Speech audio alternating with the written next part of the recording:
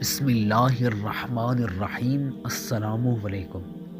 حضرت عائشہ رضی اللہ تعالی عنہا کے بارے میں لکھا ہے کہ ان کی خدمت میں حضرت امیر معاویہ رضی اللہ تعالی عنہ نے 2 بوریوں میں 1,80,000 درہم بھیجے۔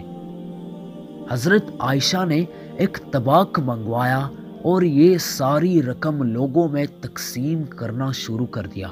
جب شام ہوئی تو اپنی باندی سے فرمایا کہ میری افطاری لاؤ۔ باندی نے ایک روٹی اور زیتون کا تیل پیش کیا۔ حضرت عائشہ رضی اللہ تعالی عنہا کی ایک خادمہ درا تھی۔ انہوں نے عرض کیا کہ کیا آپ نے جو مال تقسیم کیا اس میں 1 درہم کا گوشت ہمارے لیے نہیں خریدا جا سکتا جس سے ہم لوگ افطار کرتے؟ حضرت عائشہ نے فرمایا کہ اگر تم نے مجھے یاد دلایا ہوتا تو میں خرید لیتی۔